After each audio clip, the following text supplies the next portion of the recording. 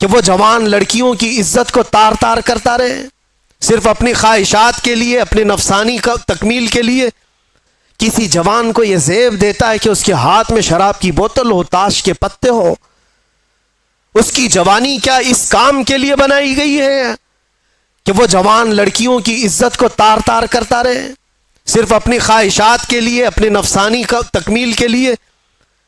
وہ عورتوں کے پیچھے رہے، لڑکیوں کے پیچھے بھاگتا رہے؟ نہیں نوجوان، تجھے اللہ تبارک و تعالیٰ نے محمد عربی کا شعر بنایا، ساری دنیا تیرے قدموں میں ہے، ساری طاقت اللہ تعالیٰ تیری طرف پھیر دے گا، شرط یہ ہے کہ تو حضور کی بات کر کے دیکھ۔ آج حیرت ہوتی ہے، میں تم میں سے ہی ایک آدمی ہوں، آپ میں سے ہی ایک آدمی ہوں، میرے سر پر کوئی پر نہیں لگے ہیں، اور نہ ہی میں آسمان سے اترا ہوا، نہ زمین سے نکلا ہوا، لیکن جس طرف جائیں لوگ اپنی آنکھیں پلکیں بچھاتے ہیں، عزتوں کی مالائیں، ہزاروں کے بھیڑ میں آج جہاں جاتے ہیں، کبھی کبھار اپنے گریبان میں جھانک کر کے دیکھتا ہوں کون سی ایسی خصوصیت آ گئی جو لوگ دیکھنا چاہتے ہیں۔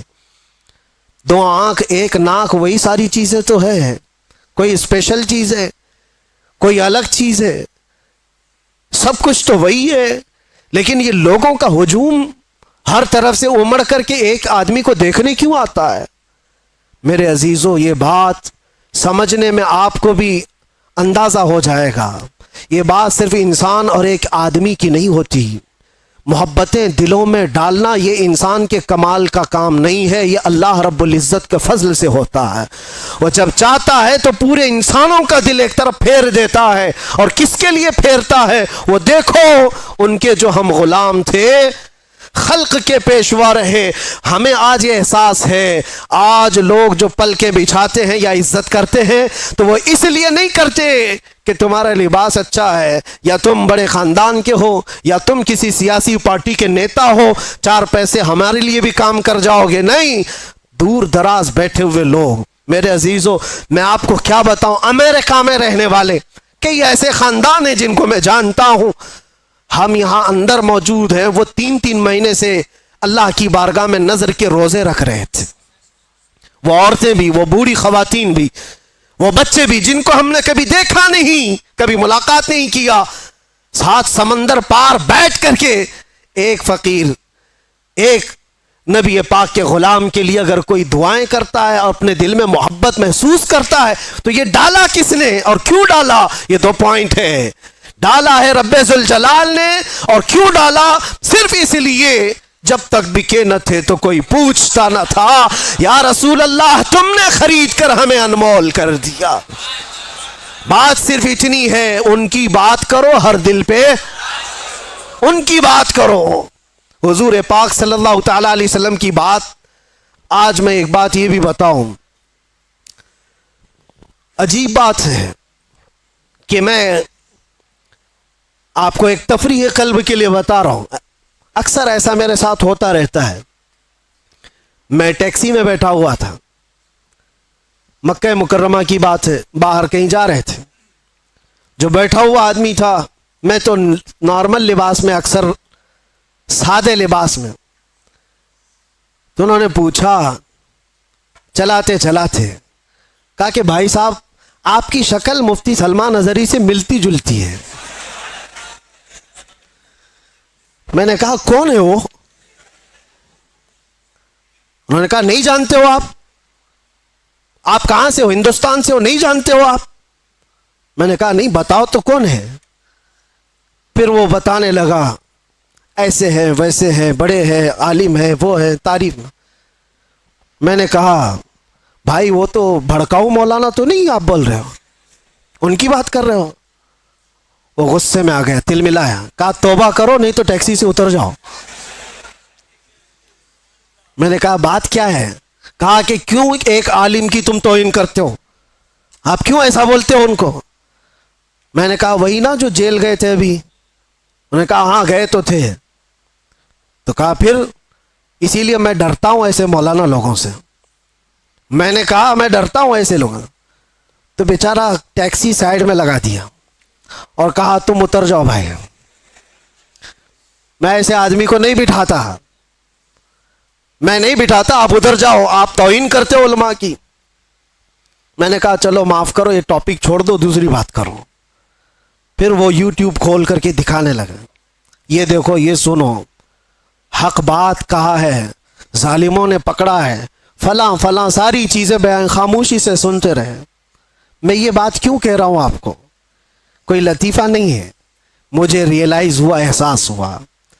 بعد میں اترنے سے پہلے اس نے کہا کہ بھائی ایک بات میں آپ کو بتاتا ہوں، یہ مولانا کی تقریر میں سنتا ہوں، میں ہوں اہل حدیث جماعت سے، لیکن یہ مولانا بریلوی مکتب فکر سے ہے، لیکن بات کرتا ہے محمد الرسول اللہ کی، اور یہاں آ کر کے ہم کچھ نہیں دیکھتے، ہم تو اپنی جان بھی قربان کرتے۔ ہم اتر آئے، اس دن یہ احساس ہوا، اس نام پر اللہ نے اتنی طاقت رکھی ہے، ہر انسان نام محمد پر جمع ہوتا ہے، ہر مسلمان آ جاتا ہے۔ عزیزان گرام وقار، وہ ایک نقطہ ایسا ہے ناموس رسالت کا، جہاں پر لوگوں کے جذبات ہیں، لوگوں کی عقیدتیں ہیں۔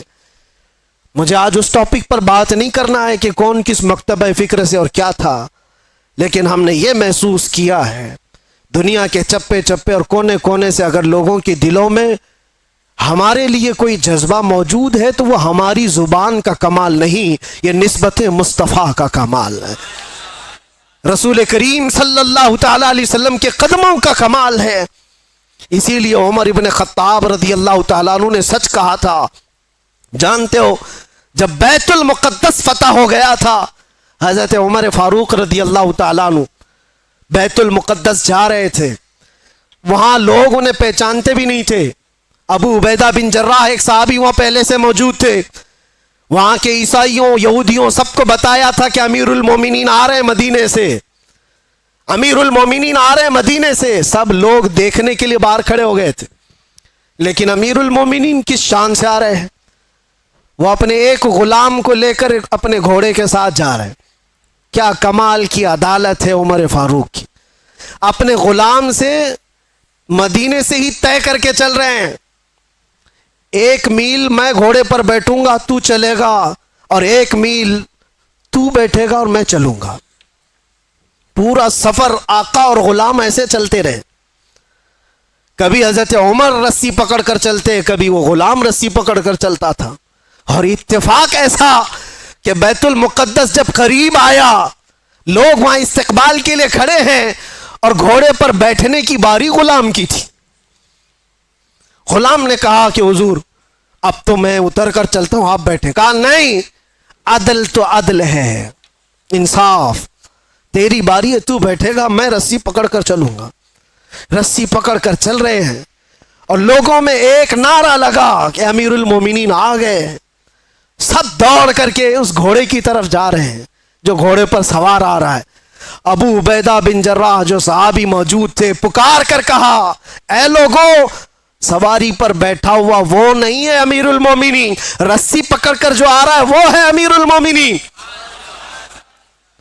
دنیا نے پہلی مرتبہ یہ منظر دیکھا ہوگا۔ کہاں ہے وہ لینڈ کروزر والے لیڈر لوگ؟ کہاں ہے وہ جو رسول پاک صلی اللہ تعالی علیہ وسلم کے ان جانشینوں کی مثال لا کر کے دکھا دے